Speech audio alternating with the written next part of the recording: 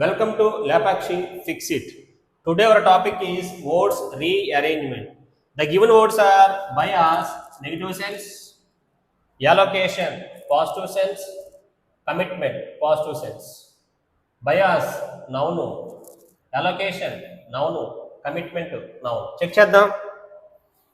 In Vanaparthi, the bias of Indrama houses was. ఇక్కడ was రాసింది ఈ ప్లేస్ కోసం రాశాడు.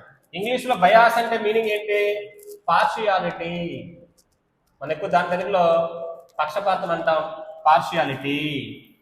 So houses was done transparently. ఇదేమో నెగిటివ్ సెన్స్, దానంట ట్రాన్స్పరెంట్ గా చేశారంటున్నాడు.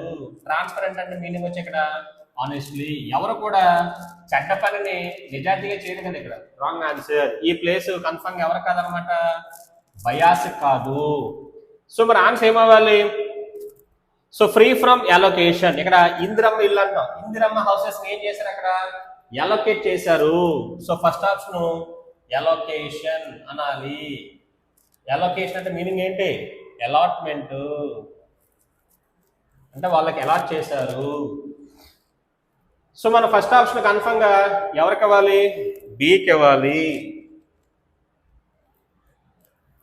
Next option so free from అన్నాడు. ఫ్రీ ఫ్రమ్, ఇక్కడ ఫ్రీ అంటే లేదు, నో, ఏం లేదు ఇక్కడ, బయాస్. ఇక్కడ ఆన్సర్ అలొకేషన్ కాదు, బయాస్ అంట. అంటే పార్షాలిటీ లేకుండా హౌసెస్ ని అక్కడ ఇచ్చారు అని చెప్పాలి. Free from bias. ఫ్రీ అంటే లేదు, ఏం లేదు, బయాస్ లేదు. బయాస్ ఏ sense? Negative sense. Total sense ఏ సెన్స్ అయింది? Positive. As part of the government commitment. Government ఇచ్చిన కమిట్మెంట్ అనమాట అది. Right answer. మన సిని మార్చక్కల్లా, సి అలాగే ఉండాలి. సి అలాగే ఉంది. సో బిఏని మార్చాము. లాస్ట్ ఆప్షన్ సి అవ్వాలి, ఇది కాదు. Best option 5 is the right answer.